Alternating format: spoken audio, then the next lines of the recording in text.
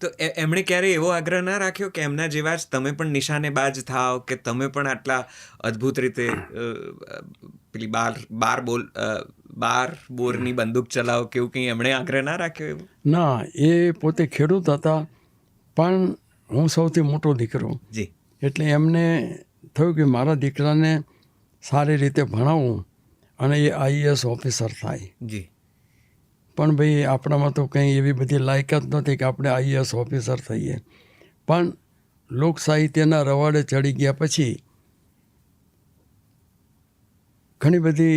ઘણા બધા પ્રસંગો એવા થયા કે મેં શરૂઆત કરેલી ગામડામાં બહેનો રાત વરતની ભેગી થાય ત્યારે એમની પાસે જે ગીતો ગાય, લગ્ન ગીતો અને ફટાણા અને ભજનો ને આ બધું હું કોલેજમાં ભણતો, વેકેશનમાં બધું ભેગું કરતો.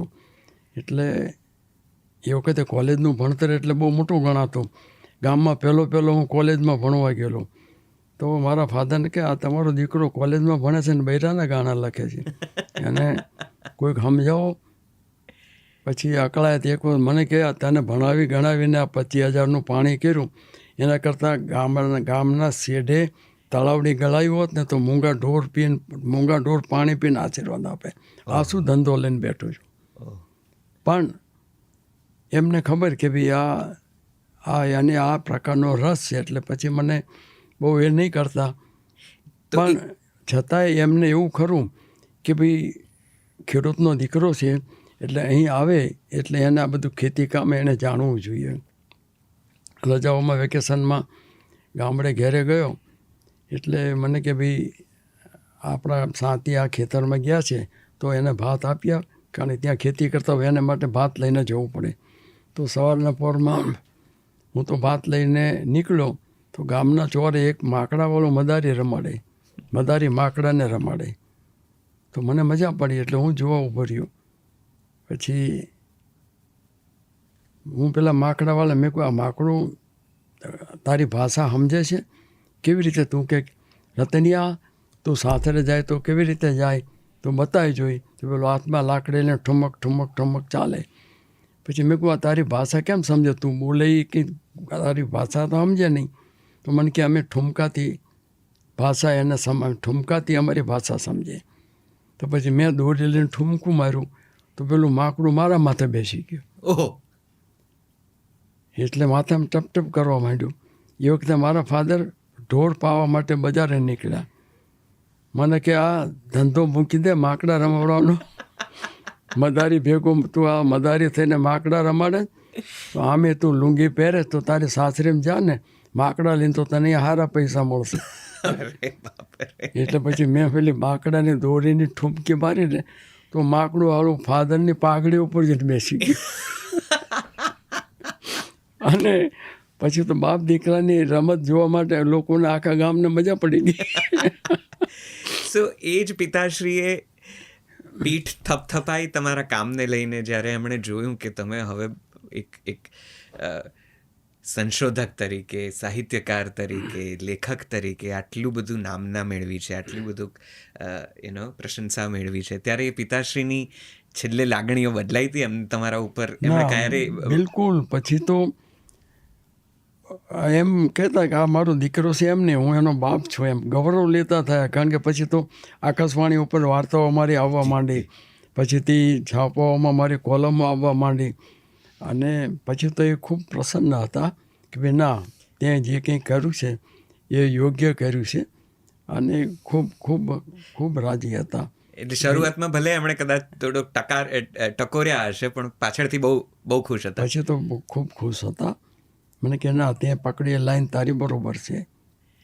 અને પિતાશ્રી જેવા જ અદ્ભુત વ્યક્તિત્વો તમે તમારા આખા જીવનમાં જોયા, જે નામો આજે તો અમે સાંભળ્યા જ છે માત્ર, એમના કામથી કદાચ થોડા ઘણા પરિચિત થઈશું, પણ તમે તો એમને રૂબરૂ બધા જ સાથે, હેમુ ગઢવી હોય કે કાનજી ભૂટા બારોટ હોય કે ખોડીદાસ પરમાર હોય, આ બધાની સાથે આપને અંગત ઘરોબા જેવા સંબંધો, એ વ્યક્તિત્વોમાંથી આજે યાદ કરો છો તો કોણ બહુ જ દિલની નજીકથી યાદ આવે છે? કોણ સ્મરણોમાં હજીએ? કોને યાદ કરીએ, કોને યાદ ના કરીએ?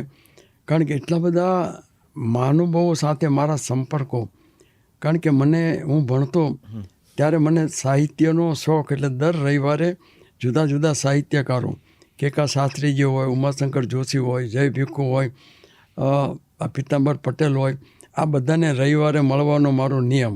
મને સાહિત્યકારો ગમતા ને એને ત્યાં બીજા સાહિત્યકારો આવ્યા હોય ને તો એ સાહિત્યકારો વાતો કરે એ બધું હું સાંભળ્યા કરતો. એને કારણે ખોડીદાસ પરમાર, હવે એ તો બહુ મોટા ચિત્રકાર, જી, પત્ર વ્યવહારથી અમારે પરિચય થયો અને એને એ પછી તો ખૂબ નજીકમાં આવ્યા અને મારા પુસ્તકોના બધા ચિત્રો પણ એમણે મને કરી આપે. આમ પ્રોફેશનલ નહોતા કરતા કારણ કે ટ્રેડિશનલ શૈલીના બહુ મોટા ચિત્રકાર આજે યામિની રોય જેમ છે બંગાળમાં, એમ ગુજરાતના યામિની રોય ખોડીદાસ પરમાર કહેવાય છે. એ પછી એ મારા વેવાઈ થયા એટલે તો અમે ખૂબ નજીક આવ્યા. એ સિવાય જયમલ પરમાર ઉર્મી નવરત્ના ચલાવતા અને ઉર્મી નવરત્ના વાંચ્યા પછી મને એમાંથી ઘણી બધી પ્રેરણા મળતી, નવું નવું કરું, આ તે કરું. અને પછી તો એમની સાથે નીકળતા એટલી થઈ કે મારા પુસ્તકોની એમણે પ્રસ્તાવનાઓ પણ લખી આપી. આપણા લોક સંસ્કૃતિમાં પશુઓમાં એમણે પ્રસ્તાવના આખી લખી છે. કેકા શાસ્ત્રીજીએ, એ તો મારા ગુરુ હતા અને મારા ગુજરાત લોકકલા ફાઉન્ડેશનના આજીવન ચેરમેન હતા. એમણે 76 સંસ્થાઓમાં રાજીનામા આપ્યા પછી મને કે તારી સંસ્થામાંથી હું રાજીનામા નહીં આપું, તું સરસ કામ કરે છે. અને આ જીવન 92-93 વર્ષ સુધી એ મારા ગુજરાત લોકકલા ફાઉન્ડેશનના ચેરમેન તરીકે રહ્યા.